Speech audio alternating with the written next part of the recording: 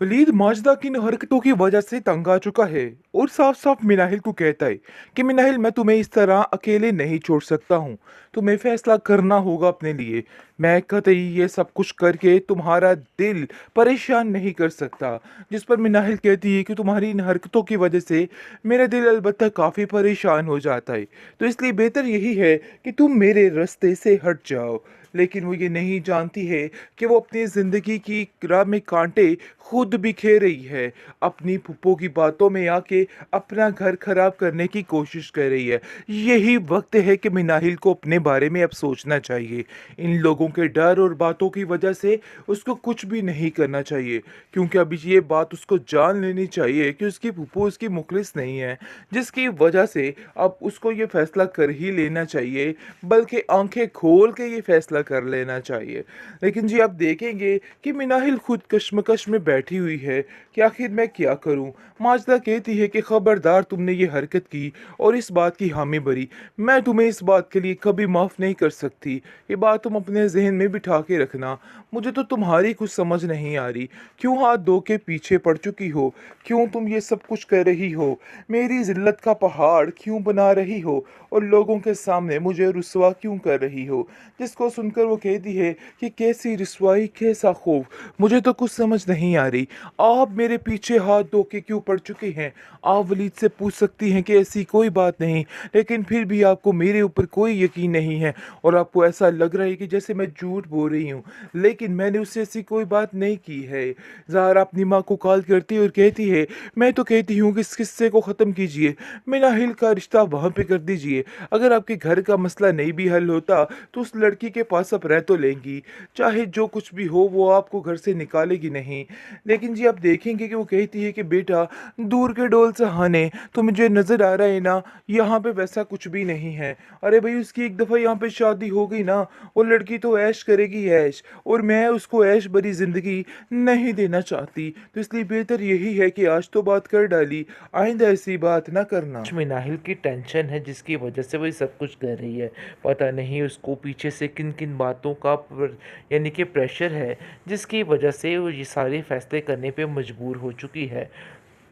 आप देखेंगे कि माजदा ज़ायरा के सामने रोना रो रही है और कहती है कि अरे भाई, मेरे साथ तो यहाँ पे बहुत ज़्यादा ज़्यादती की जा रही है। मुझे तो समझ नहीं आ रही कि आखिर ये लोग मुझसे चाहते क्या हैं, क्यों मेरे पीछे हाथ धो के पड़ चुके हैं। ज़ारा भी इधर अपना रवैया अजीबो गरीब किस्म का कर रही है। आप देखेंगे कि जिस तरीके से वलीद इन लोगों का साथ दे रहा है, मिनाहिल काफ़ी हैरान है कि वो इतना कुछ कर रही है उनके साथ, इतना बुरा भला सोच रही है, लेकिन उसके बावजूद वलीद उनके साथ खड़ा है और उनका साथ देने के लिए हर वक्त तैयार है। ये बात उसको काफ़ी परेशान करती है और वो कहती है कि फूफो जान, मुझे पता है कि आप किसी गर्ज़ की खातिर यहाँ पे ठहरी हुई हैं, वरना आप तो यानी कि फ़जूल में किसी को अपना बुखार भी ना दें। मुझे तो कुछ समझ नहीं आ रही कि आखिर क्या करना है आपने और क्या नहीं। क्यों आप हाथ धो के पीछे पड़ चुकी हैं? क्या करना चाहती हैं? देखिए, मुझे पता है कि इन लोगों की मदद लेके फिर दोबारा आप इन लोगों से मुँह मोड़ लेंगी, क्योंकि अगर उसके दिल में कोई वैसी बात ना होती तो वो मिनाहिल के लिए इस बात पर मान जाती। लेकिन उसके दिल में खोट है, फ़तूर है, जिसकी वजह से वो खामोश रहती है और अपनी चालाकियों की वजह से बहुत आगे निकलना चाहती है। लेकिन नरगिस इन बातों को समझ गई है और कहती है कि बेटा, ये औरत कभी भी तुम्हें खुश नहीं रहने देगी, हमेशा तुम्हें ऐसे ही तकलीफ़ देती रहेगी। जैन वलीद को कॉल करता है और उसको कॉल करके कहता है कि देखो, मैं किसी भी तरह से नहीं चाहता हूँ वलीद कि अब मैं नाहिल किसी भी मुश्किल का शिकार हो। मुझे पता चल चुका है कि तुम उसे बेहद पसंद करते हो और उसे शादी करना चाहते हो। देखो, मैं तुम्हें यही मशवरा दूंगा कि उससे अच्छी लड़की तुम्हें कोई नहीं मिल सकती। वो बहुत सादा तबीयत लड़की है और तुम्हें बहुत खुश रखेगी। जिस पर आप देखेंगे कि वलीद उसको साफ साफ कह देता है कि वो किसी भी तरह से इस बात के लिए हामी नहीं भर रही है। जिस पर उसको कहता है कि तुम फिक्र मत करो, मैं खुद उससे बात करूँगा और मुझे यकीन है कि वो मेरी बात ज़रूर मान जाएगी। लेकिन जी आप देखेंगे कि मिनाहिल खुद काफ़ी ज़्यादा बेबस हो चुकी है। जैसे ही वो इर्द-गिर्द के मामलात देखती है, तो काफ़ी हैरान हो जाती है, क्योंकि उसकी समझ से बाहर होती जा रही है हर चीज़। उसकी फूफो-जान बार-बार कोई न कोई आकर ऐसी बात कर देती है, जिससे उसका दिल छलनी-छलनी हो जाता है और वो साफ-साफ कह देती है कि इससे अच्छा है कि मुझे मार ही दिया जाए, क्योंकि आपकी बातों से रोज़-रोज़ मरने से बेहतर है कि एक दफ़ा वैसे ही मर जाऊँ। जिस पर माजिदा कहती है कि ज़्यादा चीखने-चिल्लाने की भी ज़रूरत नहीं है। मुझे पता है कि तुम क्या करना चाह रही हो और किन लोगों से हमदर्दियाँ बटोरना चाह रही हो। मैं तुम्हें सिर्फ़ इतना कहना चाहती हूँ कि अपने दिमाग को ठीक कर लो। अभी भी वक़्त है, सुधर जाओ, क्योंकि तुम्हें यहाँ से जाना है। इसको अपना पक्का ठिकाना समझ के मत बैठ जाना। ऐसा ना हो कि तुम अपना ज़हन बना बैठो कि हर चीज़ तुम्हारे अंडर कंट्रोल रहने वाली है। अरे बीबी, ऐसा कुछ भी नहीं होने वाला, और अगर तुम ऐसा सोच रही हो ना, तो अपने दिमाग से फ़िज़ूलियात निकाल दो। लेकिन जी, आप देखेंगे कि दूसरी तरफ काफ़ी ज़्यादा ज़ारा परेशान और हैरान है कि आखिर ये लोग इतने अमीर कैसे हो सकते हैं, क्योंकि उसको समझ नहीं आ रही है कि वो क्या करे। सारा पैसा रुपया देख के उसकी तो रौल टपकना शुरू हो जाती है।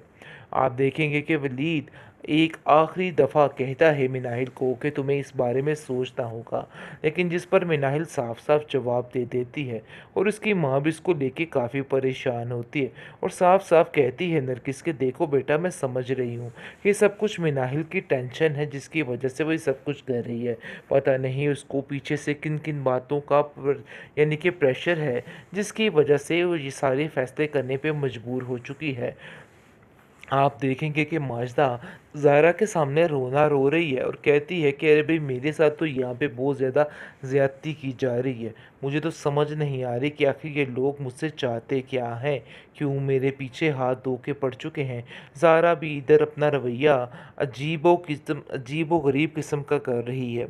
आप देखेंगे कि जिस तरीके से वलीद इन लोगों का साथ दे रहा है, मिनाहिल काफ़ी हैरान है कि वो इतना कुछ कर रही है उनके साथ, इतना बुरा-भला सोच रही है, लेकिन उसके बावजूद वलीद उनके साथ खड़ा है और उनका साथ देने के लिए हर वक़्त तैयार है। ये बात उसको काफ़ी परेशान करती है और वो कहती है कि फूफो जान, मुझे पता है कि आप किसी गर्ज़ की खातिर यहाँ पे ठहरी हुई हैं, वरना आप तो यानी कि फ़िज़ूल में किसी को अपना बुखार भी ना दें। मुझे तो कुछ समझ नहीं आ रही कि आखिर क्या करना है आपने और क्या नहीं। क्यों आप हाथ धो के पीछे पड़ चुकी हैं? क्या करना चाहती हैं? देखिए, मुझे पता है कि इन लोगों की मदद लेके फिर दोबारा आप इन लोगों से मुँह मोड़ लेंगी। क्योंकि अगर उसके दिल में कोई वैसी बात ना होती, तो वो मिनाहिल के लिए इस बात पर मान जाती। लेकिन उसके दिल में खोट है, फ़तूर है, जिसकी वजह से वो खामोश रहती है और अपनी चालाकियों की वजह से बहुत आगे निकलना चाहती है। लेकिन नरगिस इन बातों को समझ गई है और कहती है कि बेटा, ये औरत कभी भी तुम्हें खुश नहीं रहने देगी, हमेशा तुम्हें ऐसे ही तकलीफ़ देती रहेगी।